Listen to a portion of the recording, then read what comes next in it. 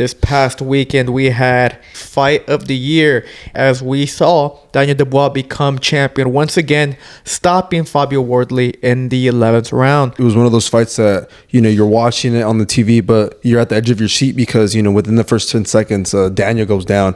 It showed us the heart that Dubois has as well. All the other heavyweights can't beat him. No other heavyweight can beat Danny Dubois except Oleksandr Usyk. So a lot of the people were claiming that the fight should have been stopped 2, 3, maybe even 4 rounds prior to the actual stoppage. Do you guys agree with that? Some fighters are just too tough for their own good. As a fight fan, you don't want to see the corner stop it. You want to see the fighter go out on his shield. And Wardley's face was showing it, right? I mean, his face was disfigured by the end of the fight, but he never went down. Wardley might have the best chin I think I've ever witnessed. In my ideal world, I would have Usyk fight Caballero next and Dubois fight Moses Itauma.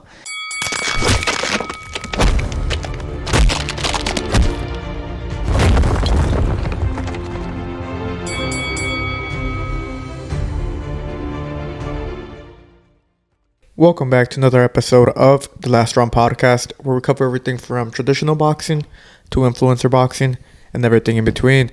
Today's episode, we'll be going over the heavyweight clash featuring Daniel Dubois versus Fabio Wardley, as well as giving our official predictions for Keyshawn Davis versus Nahir Albright. But before we get into the episode, make sure to like and subscribe and follow us on all forms of social media. Lastly, we're trying to build up a community on Discord, and you guys joining would be greatly appreciated. And now diving into the episode, this past weekend we had, and what a lot of people are claiming to be fight of the year, in a WBO heavyweight clash featuring Fabio Wardley as he took on Daniel Dubois.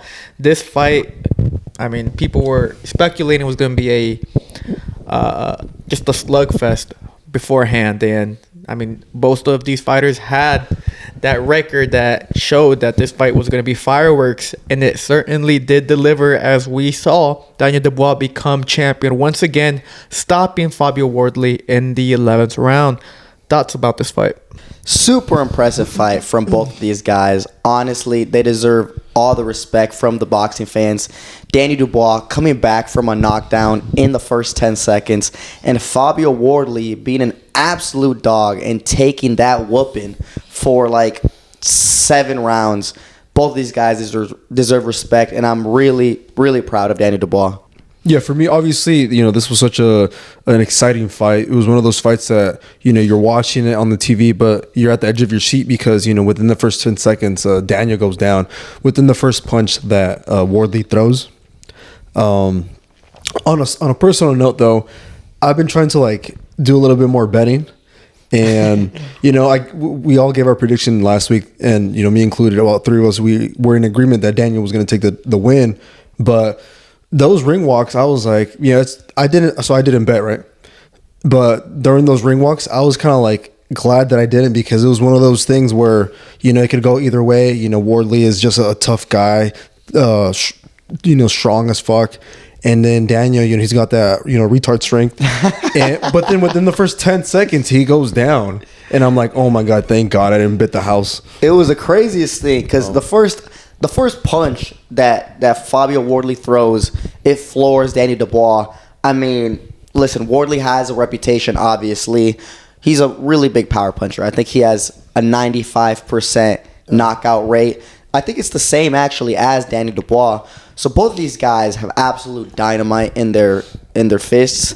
And for Wardley to knock down Dubois in the first 10 seconds, immediately I thought our prediction was over. I thought, Dubois was about to get up and Wardley was gonna knock him out cold. So I definitely agree. All of us, every single boxing fan, at the edge of their seats. Both of these guys with so much power in their hands, and they were swinging hard, so trying to knock each other's heads off. It really just gave us a really exciting fight. And it showed us the heart that Dubois has as well. He's had a reputation for a long time of being a quitter. Ever since that fight against the juggernaut Joe Joyce, where he took the knee, he took the 10 count and was knocked out. But every single time since then, I mean, he's had very tough fights, and there's been some problems, and a couple of times he's been hurt. But he continues to be in the fight, and he actually comes out on top. So I think it's really impressive from Dubois to show us that, he's still on that championship level, and he's chasing that trilogy with Oleksandr Usyk. Mm-hmm. Yeah, Fabio Wardley, there's a lot of... So after the fight, a lot of critique, not towards Wardley, because everyone gave Wardley props for how tough. Wardley might have the best chin I think I've ever witnessed, because we know... Daniel Dubois is known for dynamite. He's known for knocking these people out, and the fact that he was able to take Daniel Dubois' punch and not even drop once throughout the fight was an absolutely crazy scene for me. But regardless of that, people online were not being critics of Wardley, but they were being critics of his team, his corner.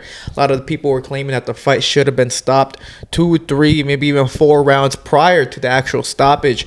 Do you guys agree with that? Do you think that Wardley took too much unnecessary punishment? It might sound like a dumb question, but people online were heavily debating that topic, whether or not the fight should have been stopped sooner, should have been stopped 1, 2 rounds before, 3 rounds. What are you guys' thoughts?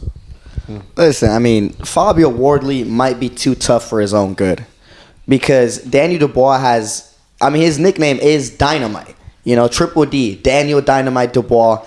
Everyone knows that, I mean, if he lands clean, you're going to go down. And no one knows better than Anthony Joshua, who got floored bad, right? So Dubois, super serious power puncher, and he was not able to knock down Fabio Wardley. I mean, the chin that Wardley has, there was so many shots, so many big right hands, big uppercuts, big hooks that Dubois was landing, and Wardley's face was showing it, right? I mean, his face was disfigured by the end of the fight, but he never went down. And it's crazy, man. I mean, you really do have to ask yourself, like, some fighters are, like, just too tough for their own good. And I do think Wardley is one of these guys where, I mean, he's going to have, like, the doctor or the referee or his corner to be like, yo, you're taking too much punishment. You're not winning this fight anymore. You're not landing any more big shots. Is it really worth it to continue the fight? And that's a serious question that his corner is going to have to answer. Yes. Even if I'm not mistaken, I'm pretty sure Ben Davis, who trains Wardley, I think he also made a statement online saying the fact that, he did agree that the fight should have probably been stopped earlier, but he felt that Wardley was still being, responsive. He was still kind of like being able to kind of, during those breaks between every round, he was able to recover and then come back. Maybe not stronger, but he was able to recover and, give a good performance or whatever.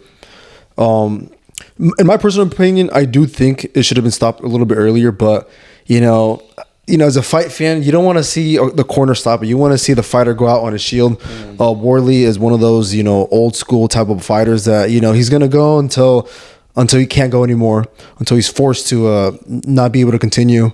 There's this movie, probably just look it up. It's called Raging Bull. It stars Robert De Niro. And I'm not sure if this is an autobiography or if it's just a made-up story, but at one point, I'm pretty sure Robert De Niro's character, I think, is in a championship title fight or something like that. And, his opponent just keeps wailing on him. He's cut up in like both eyes. They're swollen up. And then eventually, I'm pretty sure it was the referee that stops it. But there's like a scene within the movie, Robert De Niro's character goes up to his opponent and goes, "You never stopped me, Ray. You never stopped me. You never knocked me down, Ray. You never knocked me down, Ray." It's based on real fighters. I forgot which old school Jake fighter.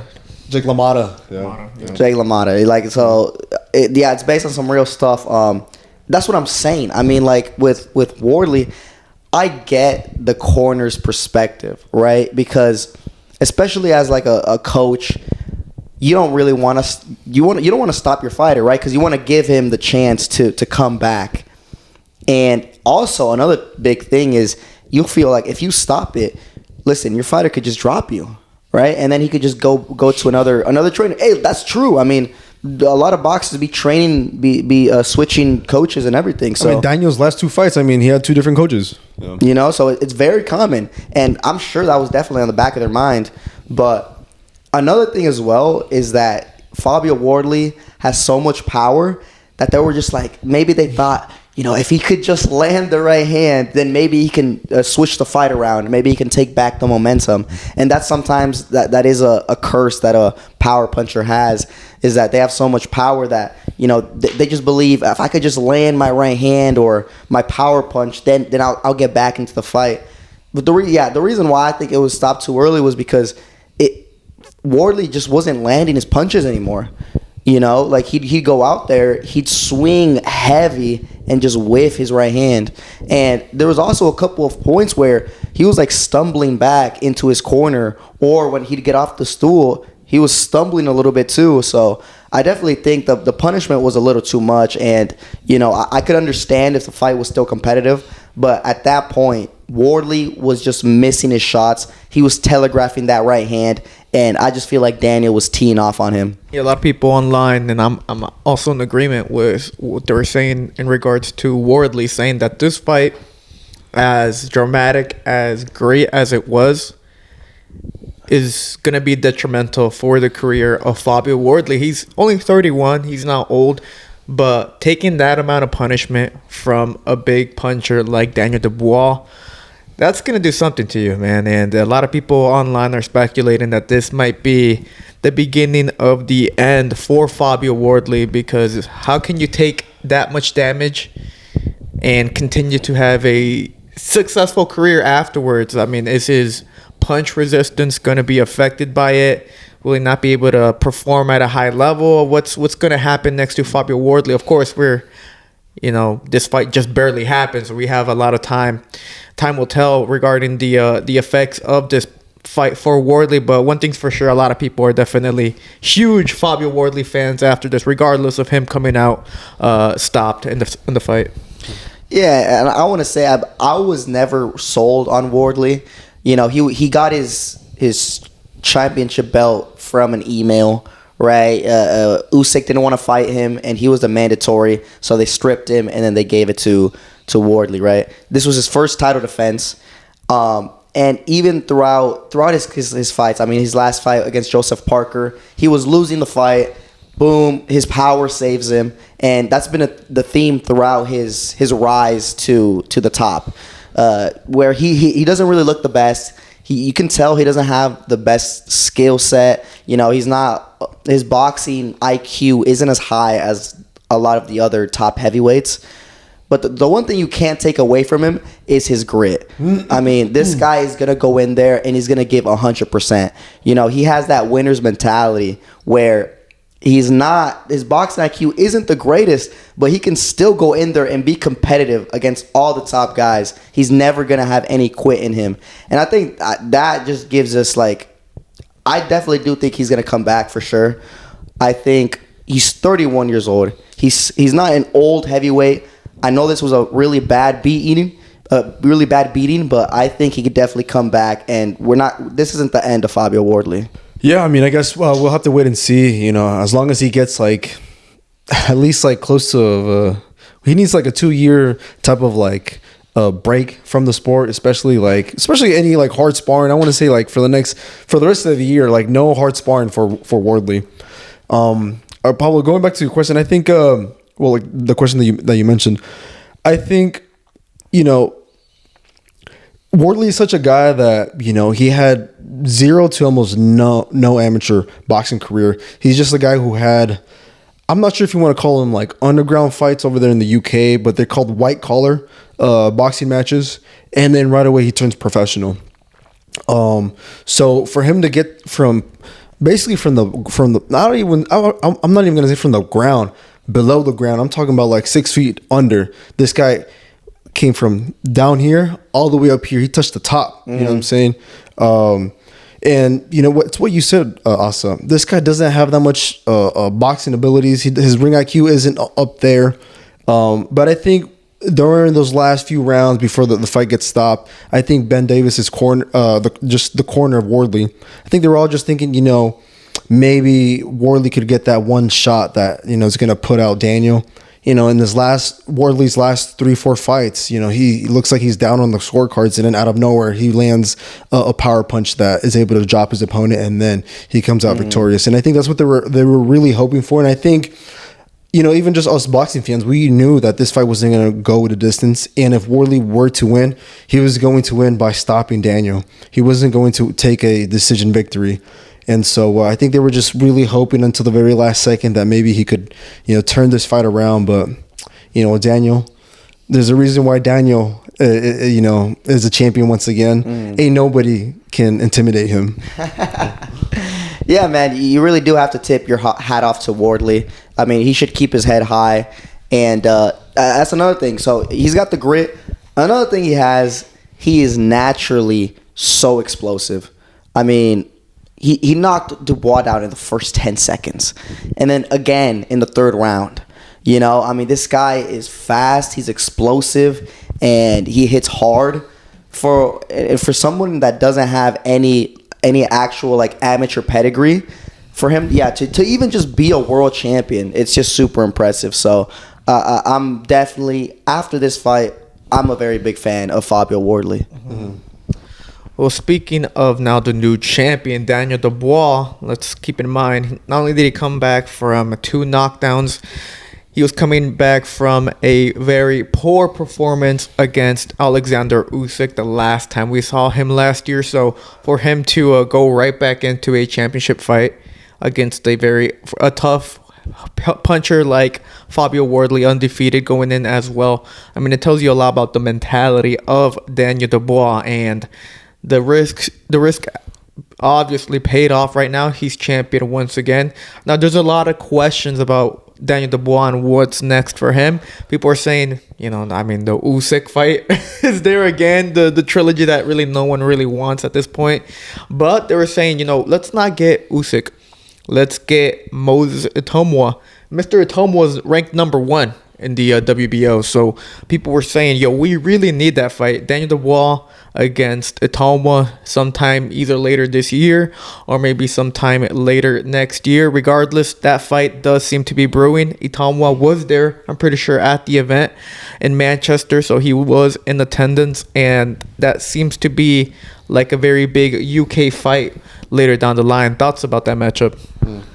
I like it, because I think Moses right now has so much hype, right? People are blowing smoke up his ass. They're saying that he's the one to dethrone Usyk.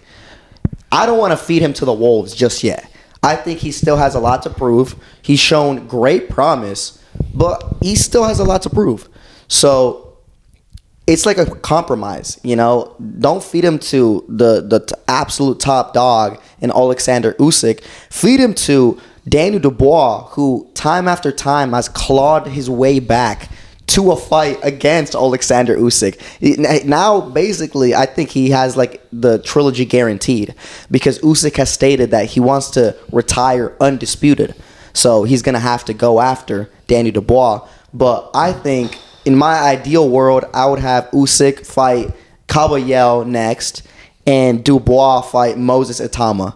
And we'll see if Moses Itauma deserves the title shot against Oleksandr Usyk, if he's able to somehow find a way to beat Danny Dubois. Yeah, I guess. It just really depends on what, the main top honcho really wants, and that's Usyk. Usyk, after he gets his very easy victory against this kickboxer, then, they're going to sit him down at the table and be like, okay, champ, we got 2-3 fights left. Who are we looking to fight against? And, Daniel, he's a champion. And when you're a champion, you got options, right? I'm pretty sure him and Itauma are managed by Frank Warren in Queensberry. So, that's such an easy fight to happen if Usyk decides to go a different route. But if Daniel doesn't want to fight Itauma, then he can just go for the number 2 guy, or he can go for someone else. You know what I'm saying? And then I guess if Usyk decides to, fight with Daniel, then, that's another big money fight, and, that's another, fight for him. But we're just going to have to wait and see. In my personal opinion, I would rather see Usyk and Daniel, although I know the levels aren't there, but Daniel's my boy. You know what I'm saying? I want to see Daniel in the best possible fights, in the big money fights, and that's going to be against Usyk. I agree with you low key because I am a very big fan of Danny Dubois. Just his whole arc as a fighter, after that Joe Joyce disappointing loss, he's climbed his way back. And listen, you can't even fault Usyk for taking a trilogy against him because it's like Daniel keeps on getting his way back into the shot against Usyk. So it's not like Usyk is cherry picking him to just pad up his record and fight him for a trilogy for no reason. No, it's like Dubois keeps on beating everybody, and then he gets a world title, and then he deserves the shot against Usyk. So, I mean, you really just got to give respect to Dubois for every single time. I feel like Usyk is the only one that can beat him. All the other heavyweights can't beat him. No other heavyweight can beat Danny Dubois except Oleksandr Usyk. So, shit, Dubois is 28 years old. After Usyk retires, we might see a Danny Dubois undisputed era, but we'll just have to wait and see. And Usyk's got 3 more fights left, so there's still some time left before that. But I don't know. I'm super excited, and I think Moses Itauma and Danny Dubois fight makes a lot of sense. Yeah. Also, there's been a lot of hype behind Moses, and I don't want to sound like a hater, but I still would like to see him get tested before he fights for a world title. And I'm thinking of a few fighters, but I mean, if I could see him in the ring against like a ex-world champion, and then just to see how he performs, I mean, I want to see what this dude is made out of. I don't want to just put him up against the top guys. Daniel's the top guy, and if he loses, they're gonna be like, "Oh, Moses, it was too early." He's still a young buck, so I don't want to hear no excuse. I want to see him, just have another challenging fight or a challenging fight, because he has yet to have a challenging fight. If we're gonna be honest, so I want to see him go up against a guy who's tough and rugged, who's gonna make him go through a couple rounds, and then just to see how he looks.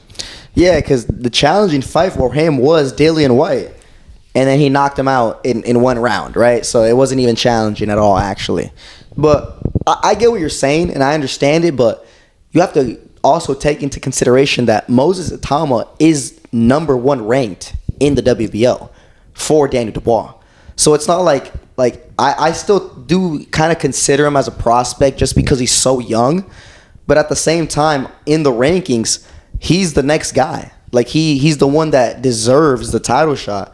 So I mean, I do think it's still a little bit early for him, but if we're gonna go by the rankings, I think it makes sense that Itauma gets the title shot against Danny Dubois. Well, we'll see what happens there. Regardless, we know that we do have another big UK heavyweight matchup in the future for Itauma as he looks to become a world champion against Triple D, Daniel Dynamite Dubois. But regardless, Daniel Dubois performed in a fight of the year spectacle, in a comeback of the year also, because he got dropped twice early on. So I mean, he came back and rallied to a victory. So this was definitely a very hype fight, a fight that exceeded expectations, and a fight that I think a lot of casuals were tuning in. I saw a lot of people online saying stuff like, "Yo, I don't even watch boxing, but this shit is lit." They're all getting hyped about it. So it was a good showing from both fighters. We have a new WBO champion in the heavyweight division, Daniel Dubois. So we'll see what happens with him in the future. But let's also keep in mind that in the card we had the return of light heavyweight top contender David Morrell against Zack Chelli. Zack Chelli was actually, Morrell was supposed to fight Callum Smith back in April, but Callum Smith ended up having an injury. He pulled out. The fight got postponed and rescheduled to this past weekend with Zack Chelli, in a fight that was supposed to be a stay busy fight for David Morrell, as he was looking to bounce back and introduce himself as a top contender in the light heavyweight division. But in return, we got one of the biggest, if not the biggest, upset of the year, as David Morrell was stopped in the 10th and final round by Zack Chelli in the fight that a lot of people were honestly shocked, much like ourselves. Thoughts about David Morrell and his fight? Yeah, first of all, can we just appreciate as boxing fans how great this card was?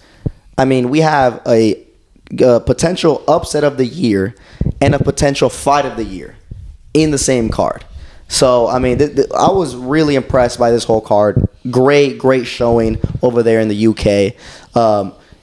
And for Morrell, it was a horrible day because, I mean, this guy, he has so much promise, and a lot of people expected him to be the next big thing. But it hasn't really turned out that way. You know, he was supposed to have a really big fight against Callum Smith. It was going to have a lot of big implications as to who was going to get the next title shot against Benavidez or Bivol. And unfortunately, that fight fell through, and Morrell fought this unknown guy who is supposedly a teacher, and he gets stopped in the 12th and final round. 10th and final round. So it's a tough pill to swallow for Morrell. He's going to have to go back in the drawing board, and he's going to have to do what Danny Dubois did and claw his way back to another title shot. And I think after this, a lot of people are going to definitely write him off. So very, very tough loss for David Morrell. Yeah, by Morrell losing to a school teacher, what does that say about Morrell? Does that mean that his career is done?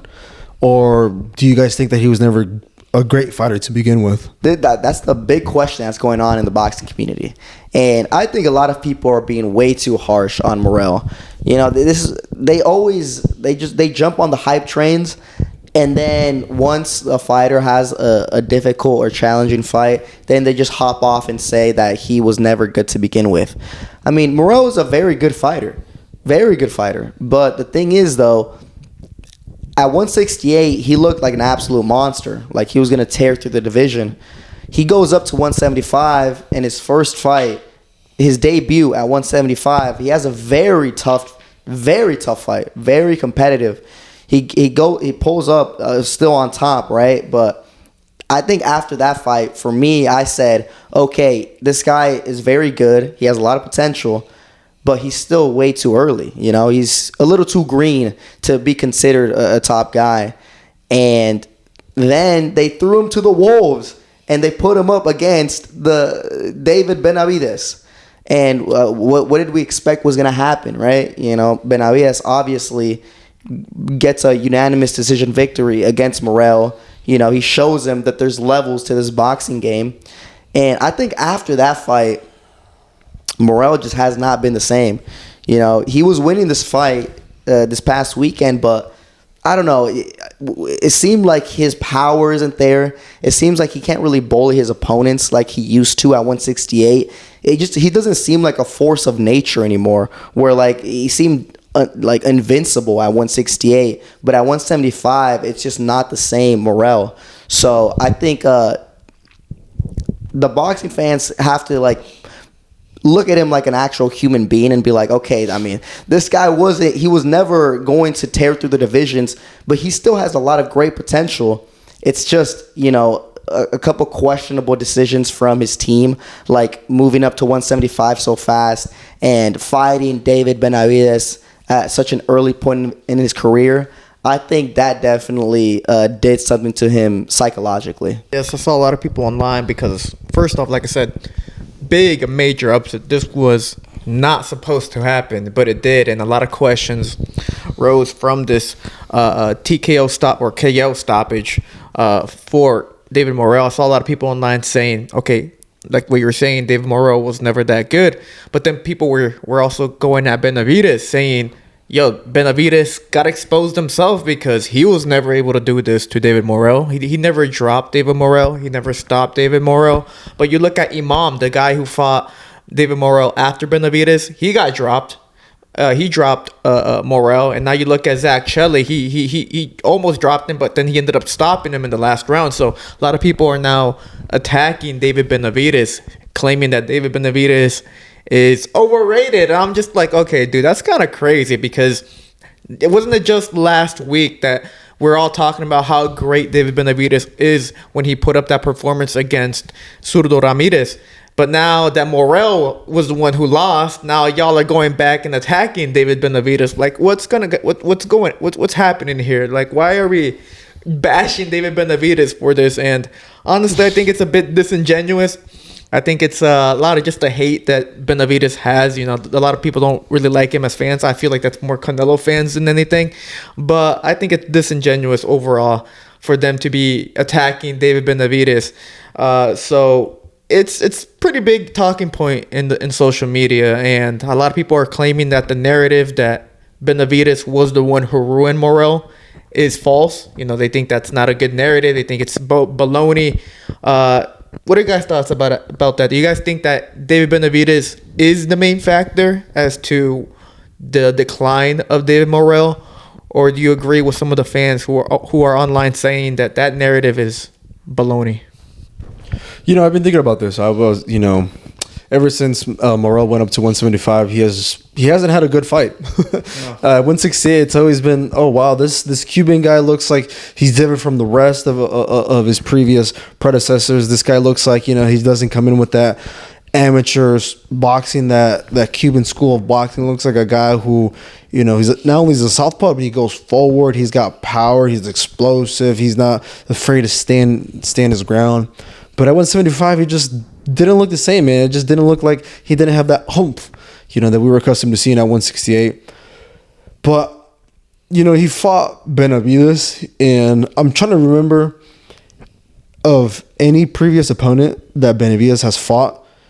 They don't seem to turn out the same. It looks like there is a before and after against a fight with David Benavidez, and I think that's what we saw Saturday. I think, you know, Benavidez is a guy who, you know, you can be bigger than Benavidez, you can be quicker than Benavidez, but Benavidez is gonna find a way to, you know, fuck your shit up and, you know, just punish you throughout the whole course of a fight. And, you know, props to Morrell.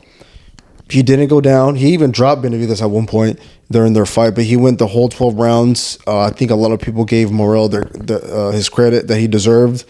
But ever since then, you know, he hasn't looked the best, and then now he loses against a school teacher. I mean, that tells you something. I think maybe this is the reason why Canelo Alvarez didn't want to fight David Benavidez, because he knew there was going to be a before and after in his career. And so I think, unfortunately, David Morrell, a huge, you know, this guy is very skillful. This guy had a lot of promise behind him, but I think he's damaged goods now. Yeah, I agree. I mean, I just think they moved Morrell too fast, you know? I mean, when he fought Benavidez, how many fights did he have? Like 12? Yeah. You know, like, I understand this guy has a lot of potential. He has so much potential and naturally very gifted. And he showed a lot of promise early on at 168. But that's the thing. That's one of the reasons, going back to the Itauma thing, that they want to move them on so fast. Just put him up against the best guy we have in the division. And sometimes that it works out. Other times, it just damages them psychologically. And I think that's kind of what happened. You know, I think Morrell, very, very promising fighter, but he had so much, the standard was set so high for him that they just kept on putting him with harder and harder fights. They didn't let him develop as a fighter should develop, you know? So I don't know why you're fighting David Benavidez when you're like barely in your double digits fights. You know, it just makes no sense. So, I mean, only a couple of people can do that. And guys like Lomachenko, who is, you know, once in a generation type of fighter. Mike Tyson, you know, when he won his world title when he was 20, right? Like, only specific guys can do this, and not everyone can do this. And I think especially after that Hot Rod fight at 175, his debut, they should have gone back to the drawing board and been like, okay, let's take this a little bit slow, you know. Let's build up Morrell. Let's get him more used to being in the ring, being at the top stage, having all this pressure under him. And I don't think they did that. So I think his team definitely failed him a lot. And I think that fight with Benavidez, I mean, it just, I definitely do think it broke him mentally. Yes, there was a lot of bashing of Morrell this past weekend about this upset loss against Zack Chelli. But Zack Chelli, kudos to him, man. He came in as a late-minute replacement, pulled off the major upset, and now he opens himself up to major opportunities. He ended up calling out Benavidez himself, claiming he wants a fight against the Mexican Monster. Now, Zack Chelli, of course, opens himself up to big fights and potential big paydays, which is a good thing. But I don't see him being a top contender within the light heavyweight division. But you never know. You never know. Maybe this is the beginning for him in his career. But for David Morrell, a lot of questions are being asked, and a lot of people are interested in seeing what he does next. Does he stay at 175? Does he try to go back down to 168? Time will tell. Especially we'll see the effects of this loss, because the stoppage was brutal, man. Yeah. He knocked him out standing up, and when that happens, it's not a good sign for the fighter afterwards. So we're going to see how David Morrell returns, hopefully sometime later this year, or maybe even next year, with that in mind. But overall, like Asa mentioned, we got a good card, a major upset of the year, a fight of the year, good performances. We saw new competition emerge in this UK card. So overall, Frank Warren did a fantastic job with Queensberry. But moving on to this upcoming weekend, we have the return of Keyshawn Davis as he looks to finally settle the feud between him and Nahir Albright. Nahir Albright and Keyshawn fought back in 2023, I believe, in a fight that Keyshawn won by majority decision, but was later ruled a no contest. And then Albright went off and beat one of the Davis's brothers last year, which resulted in a fight afterwards in the backstage. And Albright has been pretty much a nightmare for the Davis brothers ever since then. And Albright's coming off from a draw against Frank Martin in a very competitive fight last year. So we'll see how this fight ends up. But first off, thoughts about this fight? Yeah, it's a bit interesting. You know, it's kind of a unexpected rematch for Keyshawn Davis. I mean, this is a guy who has an amazing amateur pedigree. He has a silver medal from the Olympics, and you know, he's shown so much promise as a professional. He's already, you know, at the top of the sport. But his fight against Albright, very competitive, very weird. I mean, Albright, he's not when you look at him fight, I wouldn't say he's a very aesthetically pleasing fighter. You know, he's not a textbook type of guy, but he has a very awkward, unorthodox type of style. But it's very effective, and I think he's kind of off rhythm to where it kind of throws off a lot of his opponents. And I think that happened with Keyshawn. I mean, Keyshawn didn't look like a typical it wasn't a typical Davis type of night where, you know, Keyshawn usually dominates his opponents. It wasn't like that, you know. Albright, he did his thing, and you know, Keyshawn still won. He got a majority decision, and the thing is though, I don't know why this fight was overturned. I mean, Keyshawn popped for marijuana, like, you know, this is not a PED. Like it would be different if he was injecting himself with like some testosterone or doing something crazy like that. But I mean, he was smoking a little bit of weed, and then they take the fight away from him, and it turns into a no contest. So I think Davis definitely got a little bit fucked over by the commission. I still don't understand why they have weed as a PED, or you know, they overturn fights over that, but. That's a topic for a different story. But now we're getting the rematch, and there's a lot of bad blood now because Albright obviously beat up Keyshawn's older brother, I believe. Beat up his older brother in a very clear fight. I mean, it was a one-sided fight. Albright whooped him. And after the fight, you know, the Davis brothers felt some type of way, and they jumped Albright at backstage. So a lot of bad blood, bad blood between this fight, between these two fighters. So I'm excited. I'm excited for the press conference. I'm excited for the weigh-in, and of course, I'm excited for the fight on Saturday I cannot wait to see it.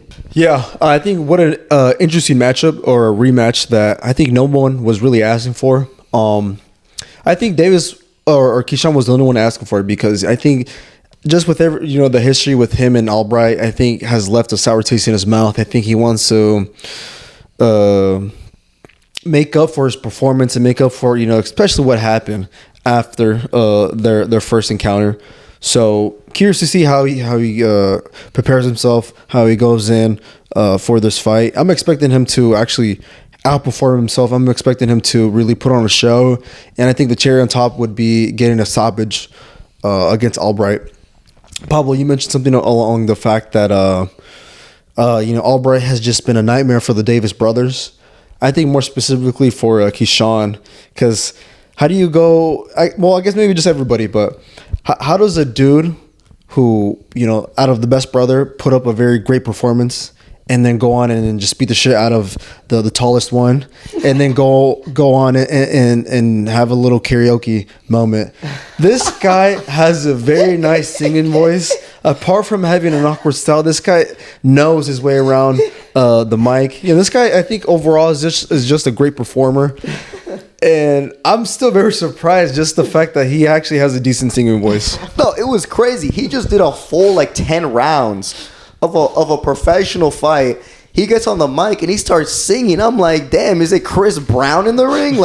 Who is in this ring right now? I think maybe that's what upset Davis brothers the most. Not the performance that both of these had against Albright, but I think they were like, you know what, fuck this motherfucker. It's kind of disrespectful. I ain't gonna lie. You get your ass kicked and your opponent starts singing in there, and it sounds good. It's like, damn.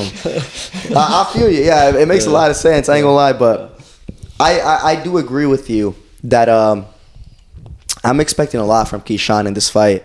I think it is a unexpected rematch, but it's a good opportunity for Keyshawn to show how much he's improved.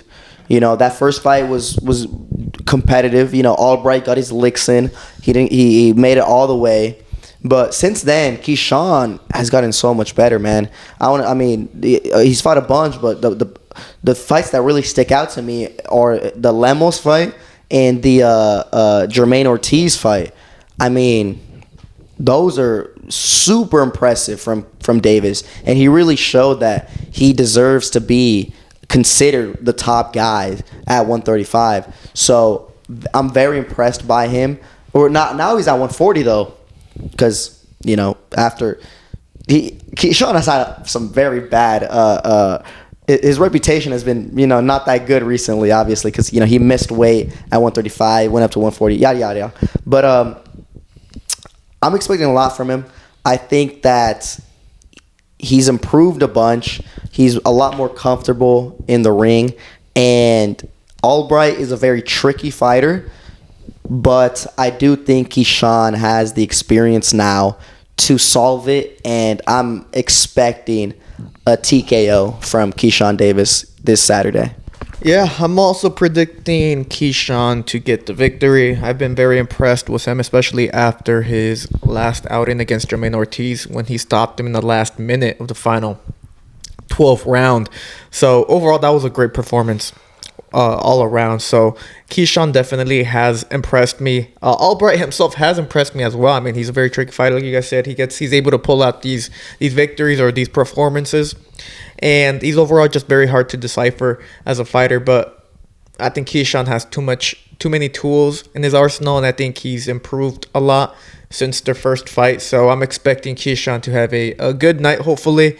But I won't be mad if Albright's able to maybe pull out something unexpected in there. And if he gets the victory over Keyshawn, big upset, of course. But I won't be mad about it. I can't lie. But I do have Keyshawn winning by. I don't think it's going to be a knockout. I think it's going to be a decision victory for him. Oh, look, I wouldn't be surprised if Keyshawn is able to stop Albright. And, because, in the first outing, Keyshawn wasn't a champion. Now he's a world champion. And he's not champion. Well, He's former champ now because he lost his belt at 135 because he missed weight. But no, I know, but like he wasn't the champion before when he fought Albright the first time, right? And then he's had a couple fights, and he became a champion, and he lost. Yeah, that's what I mean. So he's been a champion now after their fight. So it's like what you guys are saying. The experience matters the most. The level, the caliber of opponents that a guy has under his resume. And I think Keyshawn is there now. Just in his last fight against Jermaine Ortiz, a guy who has never been put down other than him, just goes to show you how much Keyshawn now believes in himself. He has a really good team behind him now. He's under the guidance of Bomac, and Bomac is a guy who made Crawford go from zero to become a world champion, and more above that. So. Looks like they got a really good chemistry going on, and I think in the back of Keyshawn's mind, he's got that thorn sticking on the side, and he's thinking, I'm not gonna let this singing motherfucker beat me. Well, Joseph Adorno dropped Ortiz. I mean, stopped. I guess. Keyshawn is the first guy to stop Jermaine Ortiz. I low-key forgot about that Adorno fight. I think that's the first time I ever heard of Ortiz, and I saw him fight live. Listen, he put up a great performance, but Blessed Hands. Yeah. I mean, they call him Blessed Hand for a reason. He was able to drop Ortiz, but he definitely did show that Ortiz is. It's not easy to put him away. Even if you land the picture perfect shot and you drop him, he still gets back up and he finishes that fight. Mm-hmm. So for Keyshawn to do that to him.